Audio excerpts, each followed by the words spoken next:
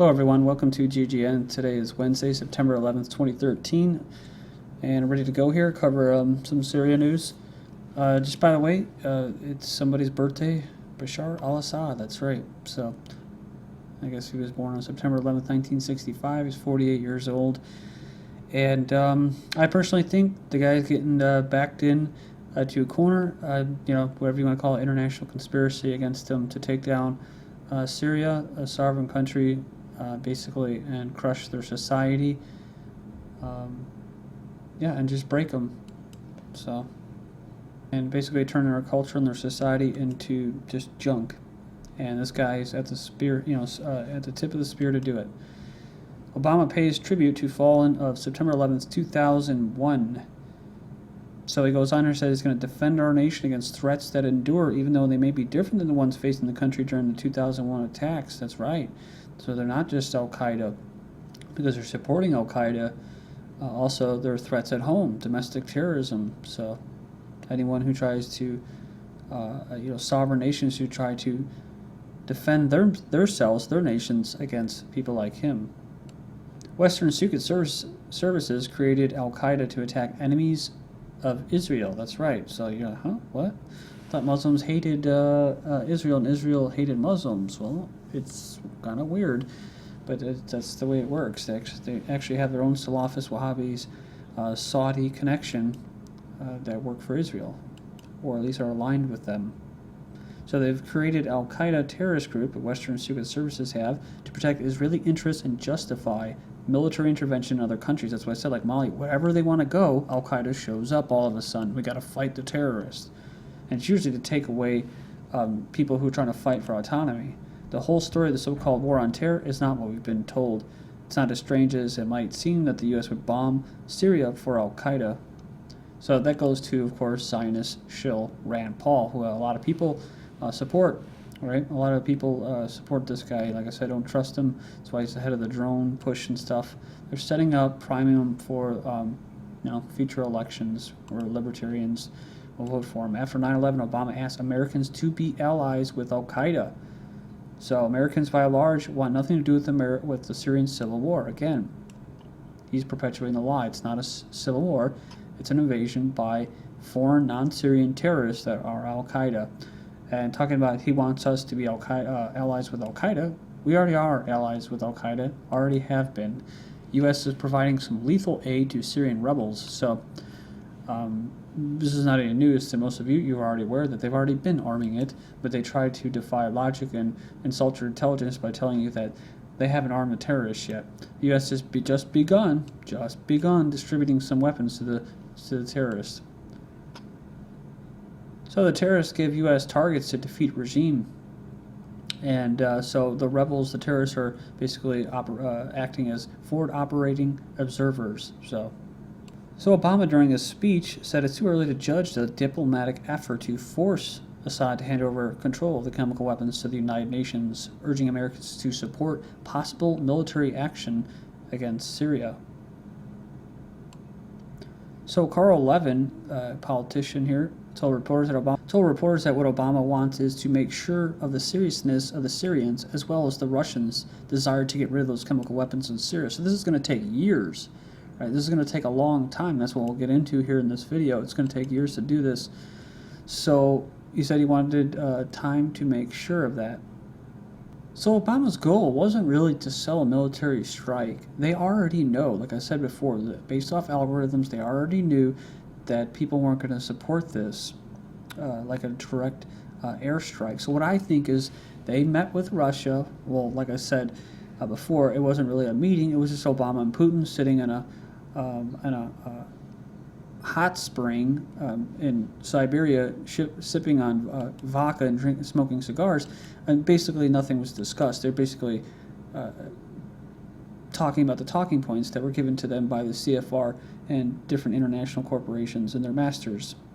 So I think what's going on here is a little good cop, bad cop. That was my first instinct, and it went down in a video when I heard about Putin saying that they got to hand over their chemical weapons to avoid an airstrike. I'm like, this sounds a good cop, bad cop. So Russia kind of did what I thought, which was they fooled Assad. They fooled the government there. And so, like Levin said, this whole point was to try to scare Syria to make sure that they give up those chemical weapons now. So pretty much it's an admission of guilt. So in this big chess game, Syria, they lost. They bought some time, but I think they lost. CNN poll says U.S. public against Syrian strike resolution. A poll showed that though 8 in 10 Americans believe that Assad gassed his own people, a strong majority don't want Congress to pass the resolution authorizing military strike. So this is interesting. 8 out of 10 believe that he gassed his own people. So it goes to show their mentality, and it goes to show their knowledge of the facts of what's going on. Facts are, of course, is that he didn't do it. The only gas attacks that took place were the ones that were carried out by the rebels or the terrorists that are backed by him in the West and the United States. But nobody said anything about that. But the reason people are against this is not because it's destroying a sovereign country in their name and supporting terrorists to do it, but it's what? It's because they think, oh, just let those Muslims kill each other, and oh, our economy, our sluggish economy, because they've been robbed by Jewish bankers, and they don't have anything to do with it. So kind of for the wrong reasons. As far as protesting, Hollywood mum on Syria, they're quiet on Syria over fears of appearing racist. Liberals in Hollywood are not speaking out against Obama's calls for military strikes because they are in fear of being called racist, says veteran actor Ed Asner. A lot of people don't want to feel anti-black by being opposed to Obama, so there you go. That's why it was so good to put him in there. Can't say anything, otherwise you're a racist, even though he's half white and half black. Speaking of controlled opposition, Alex Jones, Syria diplomacy, a plot to extinguish humans so Obama and elitists can be cyborgs. And this is how they quoted him, and although he'll say, oh, it's totally misquoted and taken out of context. Well, Raw Story, of course, is a liberal site, but at the same time, anyone like myself is going to be considered and lumped up into this group called fringe conservatives and conspiracy theorists, right? Conspiracy nuts. So that I'm presenting facts, but it's not true, right? It's not reality. So he goes in there and starts talking about all this stuff that is semi-true, right? About they want to become cyborgs using life extension technologies, but talking about giving up their chemical weapons. That way they can come into any country they want that has any type of weapon systems and call them WMDs and then dismantle the country's infrastructure, of course. So they can be attacked by what I think are his masters, Zionist and Israel. And that's his job, right? His job is to say, oh, there's all kinds of different interests, including Russia and the U.S., France, Israel, Saudi Arabia. It's mostly Israel. So when he goes on and says that's the religion, transhumanism. Well, technically it is, but also it's also Judaism. So it's anything to deflect away from that. As long as you don't mention that, you're all good, right? You can call them globalists, robber barons, the globalists. Israel stockpiled chemical weapons decades ago, according to a document from the CIA, citing by Foreign Policy. Israel is believed to have secretly built up its own stockpile of chemical and biological weapons decades ago. Of course, these were used on the Palestinians. And this is what Assad talks about. If you watch the full interview, the U.S. used depleted uranium in Iraq. Israel used white phosphorus in Gaza. Nobody said anything about red lines. So there's a reason you're only getting snippets about Assad's supposed chilling warning of repercussions to the U.S. homeland, right? They're going to strike American homes, right? Nuclear holocaust on America if his country is invaded. Well, he never said that, but it's because he calmly and succinctly exposed Obama and the U.S. government's hypocrisy through and through.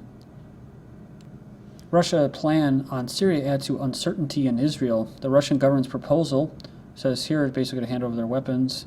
Says that has left Israelis in a state of limbo. They're scrambling for gas masks just a couple of weeks ago, and it says here that they don't know whether they should applaud the Russian initiative or fear it. They say this could negate the need for American military operations. That's saying, well, Israelis wanted the military there. Syrian rebels plan chem attack on Israel from Assad-controlled territories. This is what I talked about. Be on the lookout for these terrorists to strike. Possibly in the Sinai Peninsula, who knows, and Golan, and be blamed on the Assad government. Just say, see, they are willing to use chemical weapons, and see, they still have chemical weapons, even though they're trying to get rid of them. So here's a little character. I saw this, and this is basically Syria holding a knife or dagger ready to drop on Zionist Israel with a NATO tank pointed at them, because they know who is really steering that tank. Israel's Netanyahu says Syria must be stripped of its chemical weapons. He said that Syria carried out crimes against humanity by killing innocent civilians with chemical weapons, and that Iran was watching to see how the world acted, so now they're bringing Iran into it. Syria's disarmament will be a long, challenging task, so the process of destroying chemical arsenals can take years. So the deal may be the easy part of the process, however, the actual going from the transfer to the international control to the destruction of a large arsenal is a huge challenge. So, I mean, this is an anti-war site, an alternative site, and they still call it a civil war. So you can see how even all the different parts of the alternative media, and that it still sticks. The disinfo. Syria wants to join Chemical Weapons Convention. That's right. So, where they will prohibit chemical weapons. Unfortunately, like I said, I think they're being fallen for a trap here because Israel's going to have them, their partner. So what do the Syrian people think about this Russian offer? Because it kind of came out of left field for me, just like the whole, whatchamacallit, Obama going to Congress, which showed they wanted a wider war. Syrians divided on support for Russian move, but appeared to agree it has undercut Obama. Syrians voiced mixed reactions Tuesday to the Russian proposal. They said here that it will allow them to spare the blood of Syrians. That's what the Syrian Prime Minister said.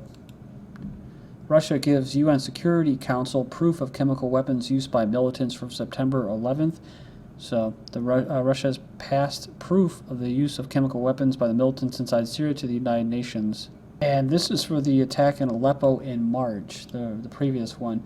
A UN team finds no proof on chemical weapons. So after all that, they said that that there was no conclusion on the issue of chemical weapons use.